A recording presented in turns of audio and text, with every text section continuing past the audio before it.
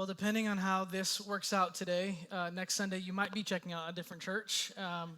But yeah, just an idea. It's just an idea. It's fine. Yeah, don't leave, but they might leave after today. We'll see what happens today. The late Dr. Tim Keller, in his book, The Meaning of Marriage, he writes this one line that I think was just so helpful for me understanding marriage. He says, God established marriage for the welfare and happiness of humankind. Meaning marriage is more than just a man-made institution. It's actually not a man-made institution. Marriage is an institution created and dictated by God for what? For what purpose? He says for human flourishing. So let me ask this morning, is this how you understand marriage to be? Now, if you're single, you're like, oh, well, I guess it doesn't really include me, but this actually doesn't exclude you because this what we just said, what Keller just says here is what you want to pray for your married friends, and it's what you should want to pray for yourself. This is a vision for what you would want your marriage to be, that you would want your marriage to be for your welfare and for your joy, for your flourishing.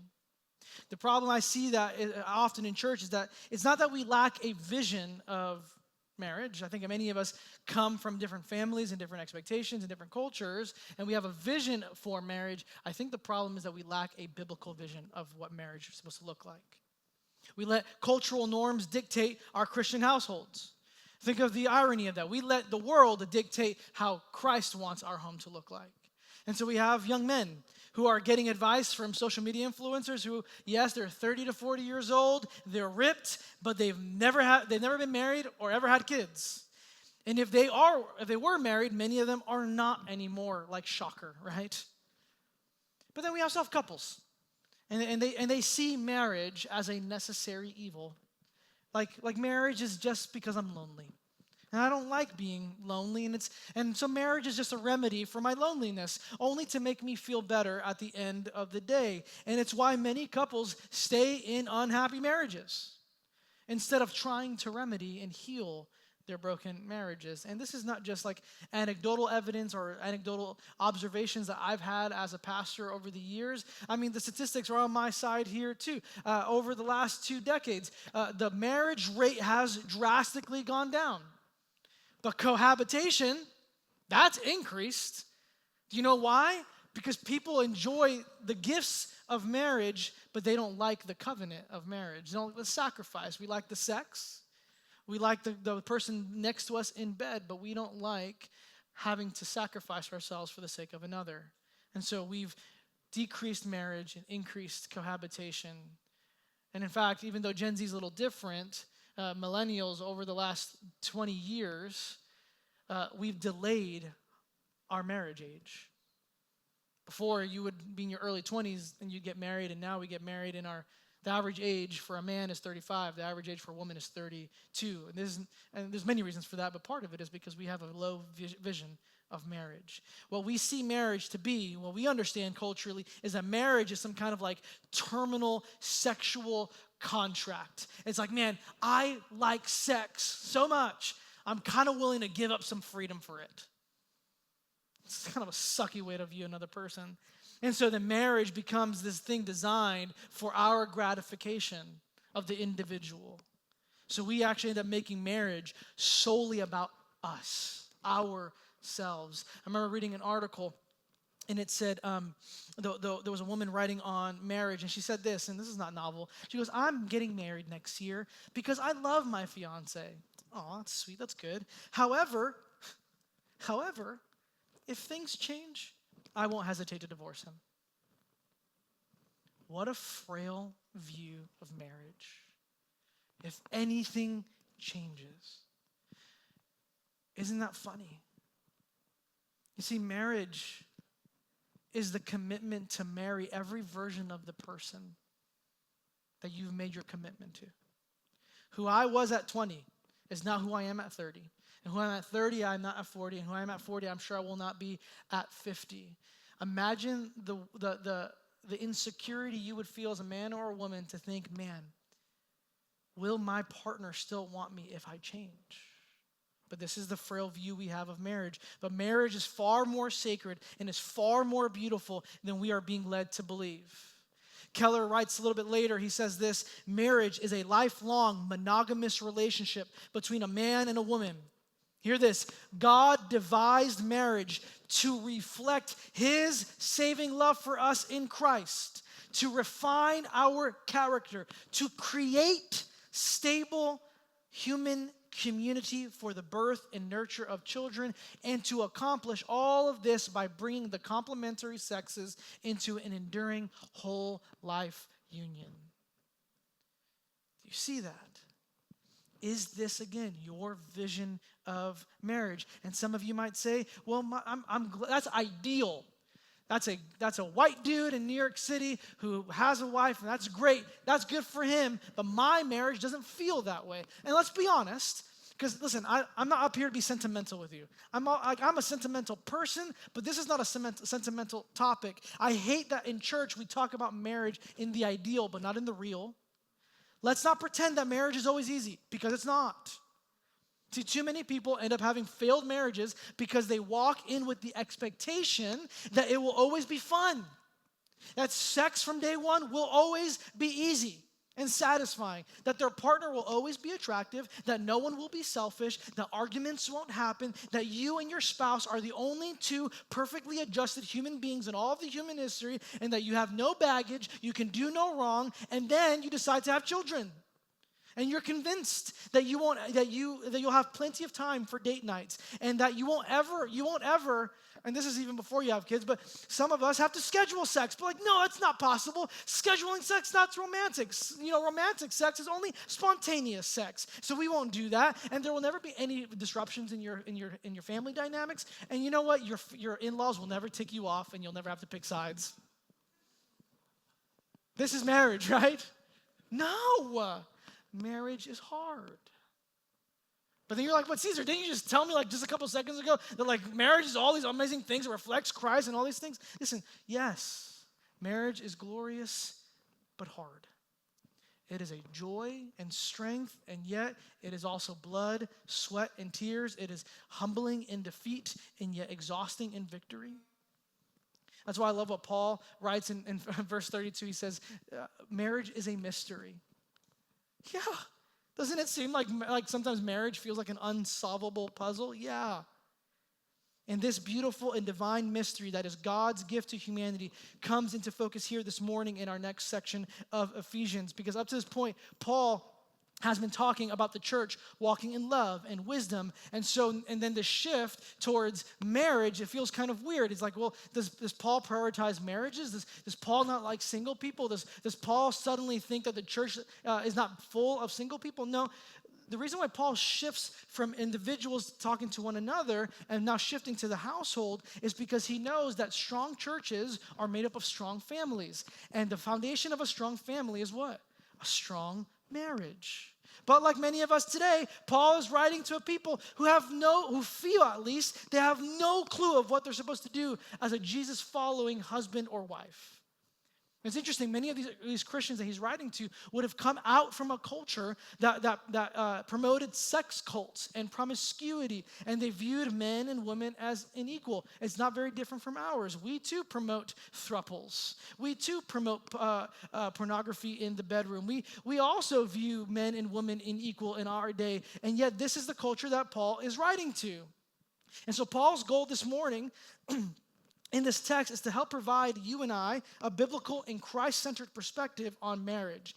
And he does this by giving what's called a household code. It's an instruction manual on how the home should be led. And Paul begins this section by giving out the roles of husband and wife. And that's how we're going to navigate the text over the next coming weeks. This week, we're going to talk about the role of the wife, fun, and then we'll shift our attention to the husbands. And let me just say this, I don't start with women because y'all need more help. I start with women because Paul starts with them. So in heaven, you take it up with him. But also, I recognize my wife is in kids ministry. But I promise you that everything that I say this morning, I've already said to her face. So you can take it up with her. Now, you might be thinking, however, that how does any of this have to do with the series that we've been in? Because over the last few weeks, or last few months, we've been in a series called Charge the Hill, which is all about Jesus, about what does it look like for us to engage our culture with Jesus and his gospel. Now, here's the thing. So we think about marriage, and we think, how does marriage engage with culture? Because it's private. It's what I do with my spouse and what I do with my family. I'm not implicating anybody else. My marriage, my family is all about me and ourselves. So why does this matter? Now, here's something that I've never pieced together, but in my study, this one thing stuck out to me. When we think about Ephesians, especially the later half of Ephesians, we think about, if you've ever been to Sunday school, we think about the armor of God, the helmet and the sword and the belt of truth and the things, right? Like all these things. We think about that. And that's at the very end. That's how Ephesians ends. And we'll get there in a couple weeks. But what leads into Paul's conversation about spiritual warfare is his section on the household.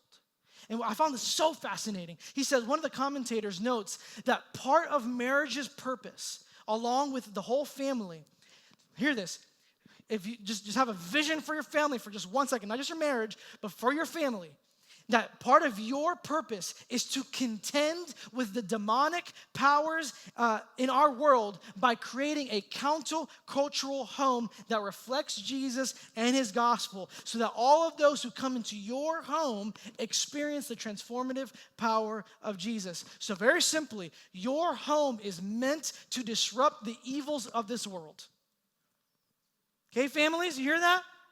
Husbands and wives, those with or without kids, this is meant for you. Yes, for singles, but primarily here in this text, this is your vision this is God's vision for you. And this is why I need you to know, Satan will go to all ends to pervert marriage and families. Christian families are a target of attack by the demonic powers of this world because they reflect Christ. So let me make this very simple. Marriage and families are important. And I want this church to be full of healthy biblical marriages, not a better secular pagan marriage, but one rooted in Christ. And part of that is because healthy biblical marriages are part of undoing evils in this world. So let me just say this to you, families. A strong family is part of bringing heaven into Orlando. So the question then is for us, how in the heck do we do that? How can we have a strong marriage that glorifies Jesus and rams against the evil in this world? This is a very long intro. I recognize that. We'll get into it. So this morning, like I said, we're going to talk about the wife's role. And so healthy biblical marriages are created and sustained when husbands and wives commit to the marital roles that God has divinely given and designed them for. So Paul here has the first directive for the wives, and then he has a command for the husbands. Ready? Here's what he says to the wives. Wives, submit to your own husbands as to the Lord. All right, we're done this morning. I got nothing else. No, listen, I already know that when you hear this word, ladies, and just not just married women, but just ladies, you hear this word submit, and I feel like I'm about to lose you anyway. Because submission is a curse word in our culture. And for some of you, this topic of submission is painful because you've lived in a marriage that was broken because submission was weaponized against you. Maybe you were told to endure things that you should never have had to endure. And if that's your story and you're here like this, hear me clearly. God does not delight in your suffering. That is not his design for your marriage. But submission is part of it, wives. We like to be, however, our own authority. We like to submit to ourselves and ourselves alone. The idea of submitting to another person seems backwards and evil. The idea of a woman, especially submitting to a man, even if it's her husband, in this culture sounds sexist and bigoted. Culture will say that it's part of the patriarchy, and as long as we live in this way, woman will always be beneath. I get it. I get it because many find this Christian teaching on submission difficult, and the church has not done a good job on teaching it. We misapply and we misunderstand what biblical submission is, and therefore we incorrectly direct wives on what it means to submit to their husbands. But again, submission is part of a healthy biblical marriage. In fact, the image of submission that Paul gives us in this passage is countercultural, both to his day and to our day. And Paul's vision for submission this morning will fly in the face of the trad bros and the feminists today. It will buck against our culturally legalistic view on men and women. Paul's vision for submission is always for the flourishing of all parties involved. Now, let me just say this in advance before we dive in. If all the women this morning, you get mad at me, and all the men thank me at the end, I have done a poor job. Vice versa. If all the men here get angry at me and all the women thank me, I've also failed, because this passage is meant to encourage and challenge both men and women in the room today. Now, I'm going to reference 85 to 90% women this morning in this message, and then the other remaining will be to the men. But guys, don't tune out, because while some of this is not directed towards you, it is important for you to know. So my goal this morning is to give a clear understanding on what biblical submission is and how it's a gift to the church, marriages, and even to the wife. So here's the 3 questions we'll ask this morning, and I'll walk us through it. What does it mean for the wife to submit to her husband? Why should the wife submit to her husband? And how can wives submit to their husband? Let's turn back to our text. Now, verse 22, again, says, wives, submit to your own husbands as to the Lord. Now, what does that mean? What does it mean for a wife to submit? Now, here's the interesting thing. The word submit in the Greek is not found in verse 22. It's not. It's completely absent. Literally, verse 22 actually should read, wives, onto your own husbands as to the Lord. The word for submission in the Greek is the word hypotasso, and it's completely absent, but it's informed or brought down from verse 21 when it says that we are to submit to one another. Now, this doesn't mean that there's some patriarchal conspiracy and there are people making up words and putting in words in the text, and so therefore we should disregard it. And it's not. No. Paul isn't.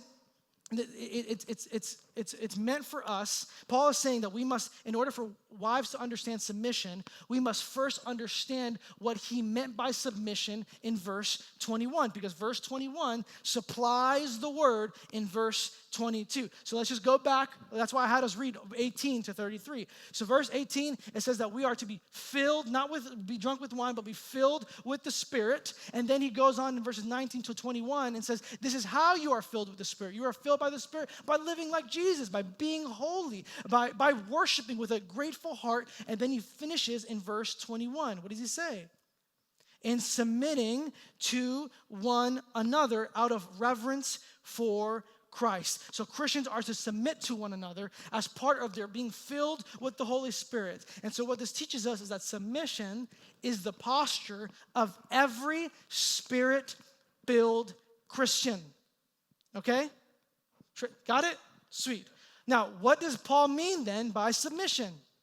Because it's important, because whatever Paul means here applies both to men and women in the church. Again, the Greek word for submission is hyptasso, and this word is a military term. It means to arrange yourself under another.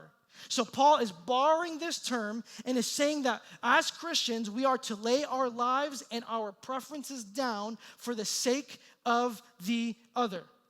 And so then Paul uses this image of submission and servitude in other places like Galatians chapter 5 and Philippians 2, where he says we are to serve one another and that we are to do nothing out of selfish ambition, but we are to consider others more significant than yourself.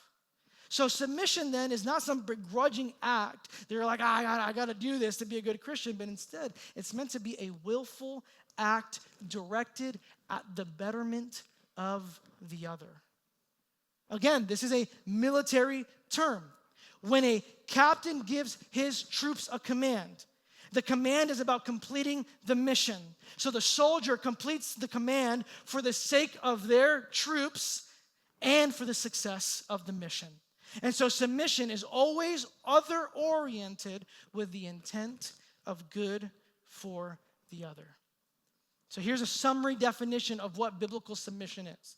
Biblical submission is a voluntary act of self-yielding done for the greater good of the other.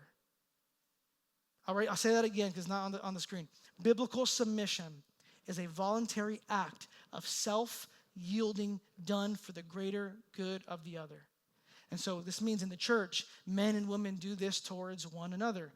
So submission is not a marriage thing first. It's a Jesus thing first. You as Christians are called to lay your life down for others in the church, to consider others above yourself. Marriage doesn't create submission. It simply reveals already what God's intent for us together as a church. Now let me clarify. This is not semantics. This is not me just trying to pull some things together. Everyone submits to somebody. Like submission is just a human thing. Anybody have a boss? Yes. You submit to your boss. When you show up late and you get fired, do you know why? It's because you didn't submit to the rules of your job, right? Like we all submit to one another. It's not a woman thing. It's a human thing. We're all submitting to one another. We submit to our president. We submit to our leaders. We submit to our bosses. And so in the church, it's like we submit to pastors and leaders. And yet, in a way, we also submit to one another. Submission is meant to be the posture of every Christian. But here's what matters. How submission gets played out in the church or out in roles like marriage looks different. Now, I don't have too much time to get into this because it's part of the next sermon on husbands. But husbands do submit to their wives in this way, in that they submit to their role of sacrificial love. That's why it's mutual submission. It is the husband laying down their life for the greater good of their wife. Okay? So now, let's get back to the original question and apply this to the wives. What does it mean for a wife to submit to their husbands? Here's the definition. A wife's submission to her husband is to be a voluntary act of self-yielding done for the flourishing and for the good of her husband and children. And you might be saying, well, that's not very practical. That's later. We'll get to that. But we have to set this definition up correctly. Otherwise, we'll misapply it incorrectly later. So again, a wife's submission to her husband is to be a voluntary act of self-yielding, done for the flourishing and for the good of her husband and children. So here, wives, this is what this means for you. This is your call from God towards your husband. And I'm going to say this very clearly, as clear as I can. We live in a culture, I recognize, where we cannot call women out. We can empower you. We can say, yes, queen, but God forbid we challenge you. But this is a challenging directive from God. You see, and what I see many times in marriage, we have to stop acting like men are the only failed party in marriage. Oftentimes when we see failed marriages, the first thing we think about is, what did the husband do wrong? And let me just tell you this, ladies, even if you have the most perfect husband, which only Rachel does, but none of you do. But even if you did, you would not naturally want to submit to your husband. Because like men, you're a sinner too. Shocker. Like men, you ladies want to be selfish because it's a human thing. And so ladies, some of you will be tempted to look out for yourself. Some of you will be tempted to manipulate your husband through sex and other means to get your way. Some of you will emasculate your husband because you like the feeling of being in charge. Some of you will try to change the direction of your relationship through passive aggressiveness. And what Paul says, that all of these acts are a detrimental act towards your husband and family. And if you're a husband here looking at your wife, you better stop it right now because you're about to get another whipping in about 2 weeks. This is challenging enough for the women, men. This is challenging. But now hear this, husbands. A wife's submission is voluntary. And I can already hear the cultural uncomfortability from some of the men right now. Listen, the word submit in this section in the Greek is written in what's called the middle voice tense, which means that the wife chooses to undertake the response of submission towards her husband. See, understand this. Paul could have said, wives, obey your husbands. He's capable of doing that, but he doesn't. He uses it later in chapter 6, verse 1, where he says, children, obey your parents. So if children disobey parents, that's a sin. But Paul's not applying that to husbands and wives. He's saying it's a voluntary choice. So that means that the wife is not forced by her, now hear this, the wife is not forced by her husband to submit, which inversely means it's not the husband's responsibility to ensure his wife's submission or to subjugate her. Men, Paul has the heavier task for you and me. In verse 25, when he says to love sacrificially. In a sense, we should be so preoccupied with loving our wives sacrificially that we have no time to try to force our wives to submit. We are not lords of our wives. We must fight against the cultural idea that we have to get our woman in order. This is a voluntary act. Now, it doesn't, and we're about to see in just a second, just because it's voluntary doesn't mean she shouldn't do it or it's not good for her to do it. In just a second, we'll see actually that there's a bigger reason why she should submit to you. It isn't because of you, it's because of Christ. So now, that's what submission is, or what it isn't. That still leaves a deeper question. Why would God design marriage this way? Why would he call wives into this posture of submission? And the answer I'll tell you is not cultural. It's centered on Christ. Hear what he says again, verse 22. Wives, submit to your husbands as to the Lord, verse 23 as well. For the husband is the head of the wife, even as Christ is the head of the church, his body, and is himself its Savior. So here's the incorrect reasons. I'm just going to give you 2 incorrect reasons real quick as to why wives should or shouldn't submit to their husbands. Here are the incorrect reasons. 1, women are inferior. That's not true. See, submission isn't directed to the wives because women are somehow inferior to men.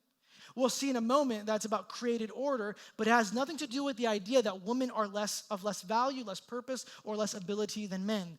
The mere fact that it's interesting, Paul begins by speaking to the wife first. So you would assume culturally in our day, well, it's because they have the bigger problem. No.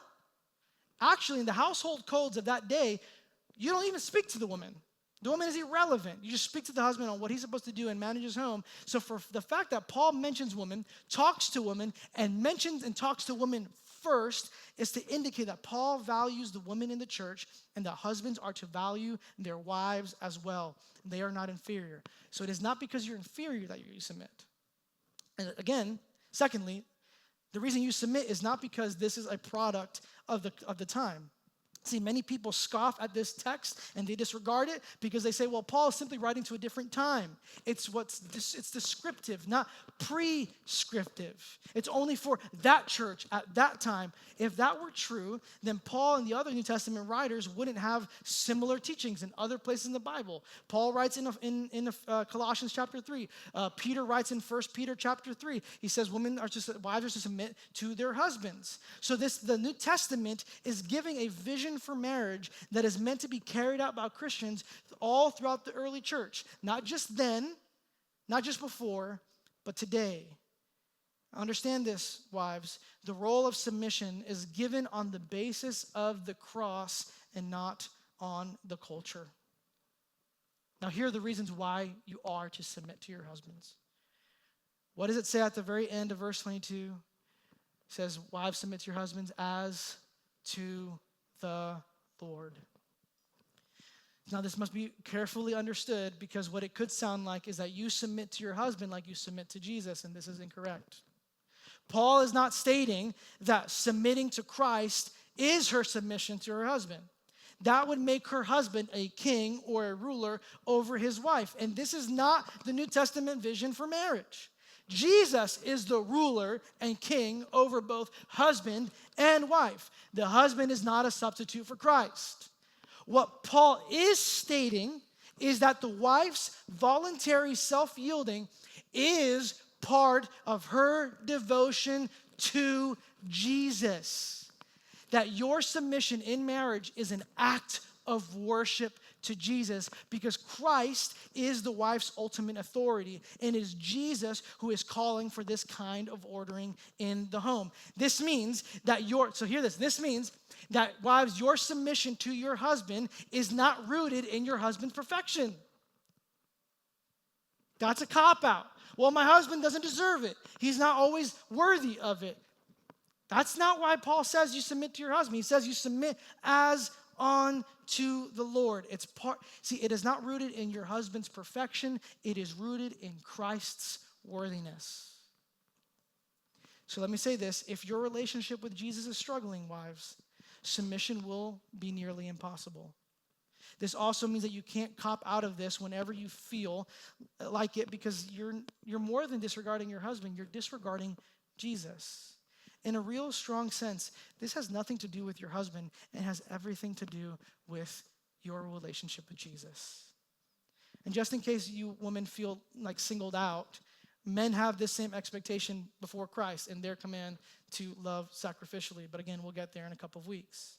So the first reason is because it's an act of worship. The second reason why women are to submit to their husbands is verse 23. It says, for the husband is the head of the wife, even as Christ is the head of the church, his body, and is himself its Savior. Now, here's where guys love to stop. I'm going to just demonstrate this. I'll be out of the camera for a second. So here, for the husband is the head of the wife. And they just stop there. We like that. Yeah. And for those of you got my butt, but yeah, we like that part. And then we just stop there. You see, wives, so I'm the head. I got to do what I want. I go, you follow. You got to do what I say. You see, we'll unpack this even more in a couple weeks. But because it's part of this, we're going to have to unpack it just a little bit. See, notice Paul doesn't just stop at, for the husband is the head of the wife. He begins to talk about Christ as the head of the church. He's making this comparison between the marital relationship of the husband and wife to the marriage of Christ and his church, which is the bride. Now, there's a debate on what it means for the husband to be the head of the wife, and I get it because the various uses of the word for headship or being the head of the wife in the Greek language and in the Greek literature, it's actually not very definitive. It has different uses. Now, headship could either mean source or authority. So either the husband is the authority over his wife, or he is the source of love, life, and care over his wife. And in a sense, it's both.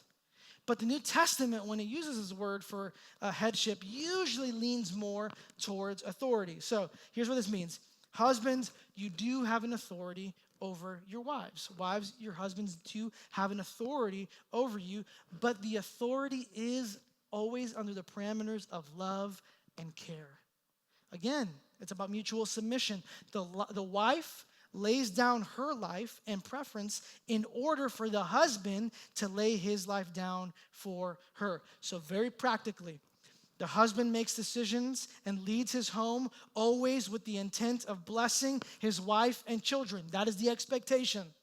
And wives, you are to submit to your husband's leading with the intent of blessing your husband and children.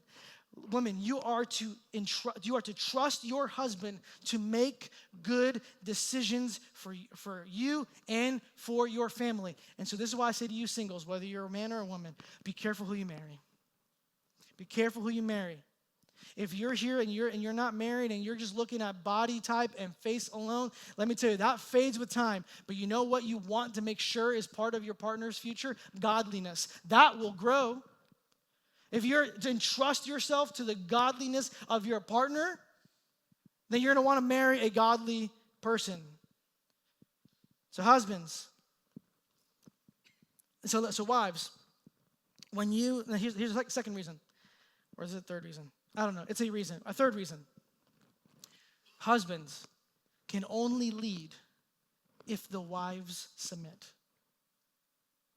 See, wives, when you submit to your husbands, you enable him to lead. You empower him to live out what God has called him directly to be. It's kind of like the premise, like you can't, what is it? You can't make a horse go to like drink water kind of thing. And it fails because it makes it seem like I'm calling you a horse, ladies. I'm not saying that. I'm just simply saying like you can try to lead, but it would be very ineffective leading if all you're doing is stubborn along the way. So wives, when you submit to your husbands, you're actually enabling him to live out what God has called him to be. And I think that sometimes for some of you ladies, in your effort for self-preservation, maybe out of fear or worry, you try and lead yourself, and it actually emasculates your husband. It impedes him from leading with confidence. But husbands, let me just also say this. Let's make it a little easier for our wives to follow us. Paul doesn't just mention that Christ is the head of the church. Look what he says. As Christ is the head of the church, he could have ended it there. For the husband is the head of the wife, even as Christ is the head of the church. What does he say? His body, and is himself its Savior. This shows that Jesus cares deeply about the church because it's his body and he died for her. So when we husbands live up to this call, it makes it easier for our wives to trust our leadership at home. Now, let me give you a real life example of this. This church plant exists because of submission. I felt the call. Rachel felt the call to plant. And we had it really nice. We were renting from my parents, and my parents are very generous. I wish we were still renting from my parents. Mortgage sucks. Whoever told you having a house is the best, lied. It sucks. We had a nice cushy job, a good 401k. I mean, I was fine. And since church planting, not to make you feel bad for me, I don't even really know how I'm supposed to invest in my retirement. But here we are. I'm just trusting in Jesus. And so we felt called, but we knew we'd have to submit ourselves to the leading of Jesus. We have to surrender things to the guidance of Jesus. But here's the thing. Rachel felt uncomfortable. Ba-ding. That's true. Rachel felt uncomfortable because I was asking her to give up everything that we were building at that point. A nice rental, a steady job, a great community, a great church. Like we had a lot going for us, and I was gonna be like, let's go to Orlando and sacrifice it all. And she's like, what are you doing? We're trying to have a family soon. Like we have to have steadiness. Now I could have, in a sense, been like, listen, woman, submit to me, and we're gonna plant this church. If I did that, let me just tell you this, church planting sucks and it's hard sometimes. If I made her submit to me, despite knowing that she was uncomfortable, the moment church planting got hard, my wife would be out the door. She's like, I'm done with this. So you know what I did? I said, Lord, you called Rachel and I to plant. I can't be her God. I can't convince her. I need you to change her heart. And the moment, not the moment I prayed it, but the moment after praying, but the moment she felt led by the Lord and her heart was changed, this church plant just, in a sense, gave birth. Like the moment she said yes, it was like there was a wind in my sails. I hit the ground running because I knew she was obedient to Jesus and that she believed in me. So let me just tell you this, ladies. Don't underestimate just how much your husband is capable of when he has your support. This church plant exists in large part because Rachel submitted to Jesus, submitted to me, and then believed in what God was calling us to do. And then I submitted to Jesus ultimately. Now, let's make this really practical. Let's bring this from 30,000 feet to life on earth. How can wives practically do this? So Paul gives two ways in which you can submit to your husbands. And along the way, I'll say this. I'm going to address some objections that I think naturally come up in this discussion. So verse 24, let's read this together. A wife's submission. Now, as the church submits to Christ, so also wives should submit in everything to their husbands. So again, refresher. A wife's submission to her husband is to be a voluntary act of self-yielding done for the flourishing and for the good of her husband and children.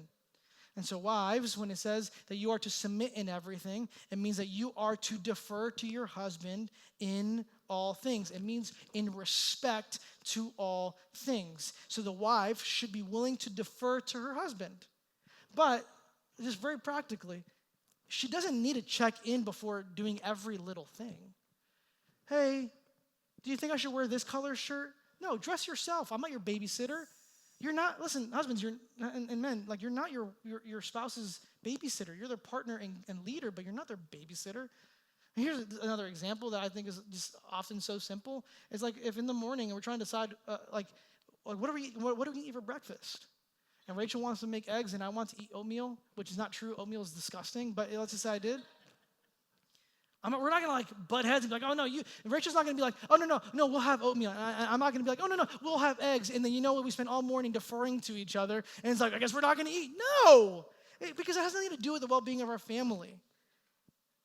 But what does it mean then for the wife to submit in everything? Because we have to be careful when talking about submission, because what it often can lead to is that women have no opinions, they're being silenced, and this eventually leads to their sense of losing their self. You see, the husband is to help lead their wives towards flourishing. So here's something that I've told men before, and I use it in my own home.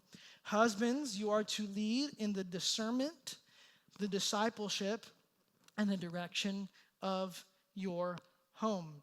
Therefore, wives, in those three areas, you definitely should defer to your husband in the discernment, discipleship, and direction of your home. Here's a little silly example that I thought wasn't so silly, but I think we've had this happen before. I'm not going to use anybody. I'm just going to perhaps there's a wife who wants to go out on a fancy new restaurant for the date night, but the husband says, hey, we're actually not going to do that. We're going to go use a gift card because we got one of those. But the reason why the husband chose to do that was because they're a little tight on money. And so for a season, he decides we should not spend so much money so we're in a better place in the long haul. But the wife is upset that she's been dishonored. She feels like she's been dishonored because she feels disregarded. She made it clear, I want a date now, I want to be taken out. You stop taking me to Taco Bell and your stupid Taco Bell gift cards. Is this biblical submission? Is this biblical headship? Yes, it is. Because sometimes the husband will have to make choices in the family that the wife may not always like or might not always be pleasing, but if the husband is making the decision for the good of their family, for the discernment, discipleship, and direction of their home, the wives should defer to their husbands. It is not spiritual abuse. It is not marital abuse.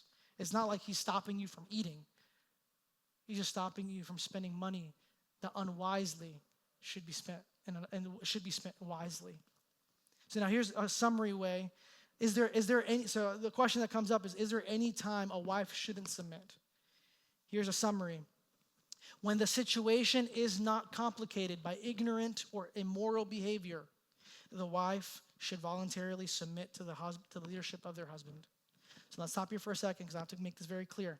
This verse that I read, when it says that wives are to submit to their husbands in everything, and I want you to hear me so clearly on this, and I'm so disappointed that there are not more of our people here this morning because I want the men to hear me. This is never an excuse or a reason or a verse that could ever be applied to excuse abuse in a home. It is not an excuse to bring sin into your home. Men, you are to lead your home towards goodness, not destruction. Some of you, I recognize, women have had to leave a marriage because of these very things. That does not make you spiritually inferior. It does not mean you failed God. Sometimes separation is not rebellion. If you have an abusive spouse, God is not telling you to sit there and get punched in the face. He's not. But now this is more than just about abuse. It's about things that are sinful. So example, the husband wants to lie about the tax return. The wife, you know what your job is to do? Don't do it.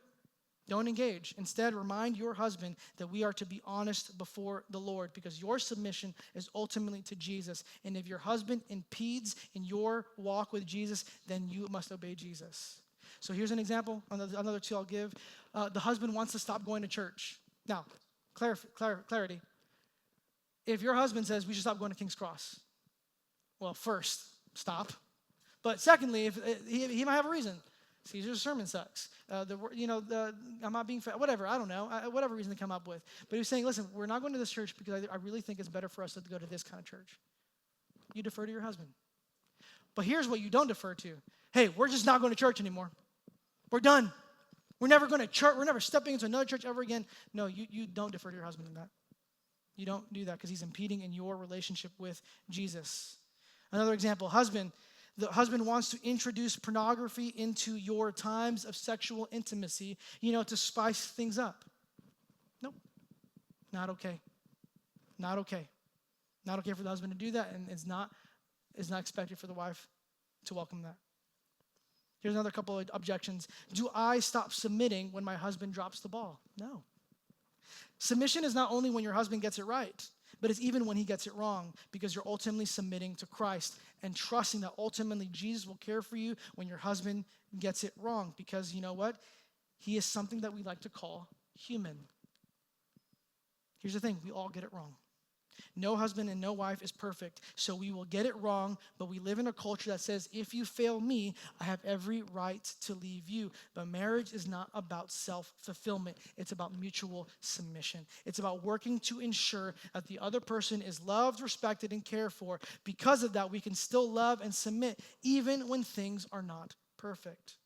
So wives, you are to entrust and submit your marriage to Jesus, to have a shot at having a gospel-centered and healthy, vibrant marriage. Another objection, but what if my husband refuses to lead, especially with our kids?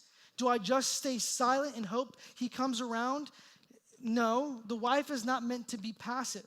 So if the kids wanted to start doing some weird voodoo stuff, or they start bringing in some worldly ideology into the house, and the husband's like, oh, I don't really want to rock the boat. They'll grow out of it. It's fine. We'll let it slide. No, you don't let demons into your home. And it's the directive of both the husband and the wife. So what the wife does is that she fights for her family by helping lead her children during that time, but she does it while also encouraging her husband. There are going to be times where the wife will need to step in because the husband chooses to abrogate his responsibility. But in this, the wife doesn't go, man, you suck. You're not worth it. It's not nagging. It is encouraging. It's to say, husband, our family needs you to lead well. When you lead well, our family flourishes. So yes, defend your family, but also encourage your husband. Regardless of what the culture says, wives, you do need your husbands. The future is not female. The future requires men and women together. Finally, what if my husband is a non-believer? Stay faithful. 1 Peter says that wives are to subject themselves to their husbands, even if they do not obey the word. They may be won without a word by the conduct of their wives when they see your respectful and pure conduct. So the call isn't to compliance with sin, but it's meant to be a courageous witness to Christ. Holy cow, we still got a way to go. My wife's going to kill me. Last one. Here's the second reason, or second way in which a wife submits to her husband. Submitting. And then verse 33, it says, wives, let the wife see that she respects her husband. Respect. What Paul means here is that wives are to treat the husband's leadership with respect. This is both an outward action, but also a posture of the heart. Interestingly, the word for respect is written in the passive tense, so it's actually a response to the husband's attempt to lead their home and their wife with Christ-like love. So very practically, to respect your husband is to affirm and recognize that he is the head of the household. It is to acknowledge his love and his effort. And let me just tell you this, nothing makes me feel like I can conquer the world than when Rachel tells me she believes in me.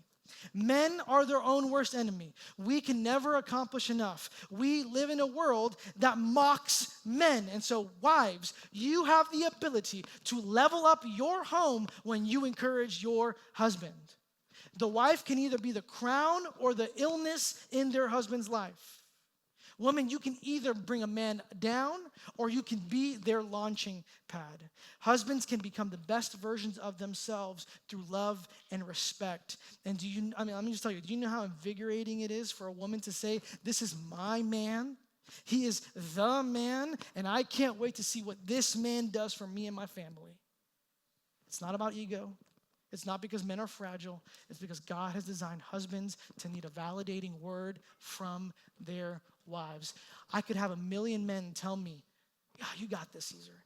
And it wouldn't come close to when my wife looks at me, grabs me by the shoulder, hugs me and kisses me and says, Caesar, I believe in you. Because I'm like, yeah, I'm the man. I'm like, this is part of it like that. And so very practically, I'll finish with this. To respect your husband is to receive your husband's love, care, and provision. It's to provide encouragement, support, and input. And it's to resist the impulse to complain about your husband to others. Now, a quick thing, you might say, well, he doesn't deserve my respect. I've heard this plenty of times. Let me just say this. Love and respect flow from Christ and the cross. You don't give your husband respect because he deserves it. It's because Christ has called you to it. But also, he reminds us that Christ loved you and died for you when you did not deserve it. You didn't earn his love. And so what we need is the Spirit of God to infuse our hearts with the gospel in order for us to live this out. And so what we've seen this morning in this text, and I know it's long and I apologize. Actually, I don't, because it's good for us, is that when the wife submits, the home flourishes. Because submission is a blessed posture before God. You see, the reason submission is blessed is because it was the posture of Jesus. Did you know this? Before Jesus is taken to be crucified, Jesus goes to the Garden of Gethsemane and he prays to the Father. He says, Father, if there's any other way, would you take this cup of wrath and let it pass from me? He knew what the cross would entail. He knew what the wrath would entail. He knew what the suffering would be. He knew what the pain of the cross would hold out for him on the horizon. So naturally he says in his humanity, Father, I don't want to go through that. So if there's another way, would you let me? But then he finishes his prayer with this. He says this, not my will, Father, but yours be done. Submission, Jesus practiced. Voluntary yielding for the good of others. And what is this good? What is this greater good that Jesus died for? Mark 10:45, Jesus says, for even the Son of Man came not to be served, but to serve. Why? To give his life as a ransom for many. So let me just tell you this, wives, but also the church. Your salvation was brought about through the submission of Jesus on the cross at Calvary. It was the submission of Jesus that brought true human flourishing because it brought us from death to life. So let me just negate this human thing, negate this cultural thing. Submission is not for the weak. Submission is not for the submission is for the followers of Jesus who seek to bring flourishing into this world of death and darkness. And so wives, I hope I encourage you with this. You don't have a perfect husband, at least not in the earthly one. But you do have a perfect husband in Christ. Jesus is your true groom, and he will care for you when your husband fails, because he will. He will. I fail all the time. It's a surprise to me that Rachel puts up with so much. I make myself sound really bad, but you know what I'm saying. But here, let me tell you, wives, the gospel gives dignity and agency to you. The gospel is the power you need to live a life of submission ultimately to Jesus. And if you're here this morning, let me just say something. If you're single or divorced here, Jesus is still your groom. This is not like a cop-out, like, well, Jesus is your real husband. No, but Jesus is your true husband. Men and women, single, married, Jesus is your true groom. The deepest marriage your soul was made for is not horizontal, it is vertical. This earthly marriage is a shadow. Christ is the real thing. No human relationship determines your ultimate security other than your marriage to Christ. And so, church, this is a call for you this morning to submit to Jesus well. Men and women alike. And so I finish with this question to you. Where are you rejecting the direction and discipleship of Jesus in your life today? Whether it's as wives, whether it's as husbands, whether it's as singles, men or women alike, where are you rejecting the direction and discipleship of Jesus in your life? May we as a church mirror the cruciform and crucified life of Jesus, and may we submit to him in all things. May we pray like Jesus and say, Father, May your will be done in me as it is in heaven and on earth. That is the call for us this morning. Let's pray.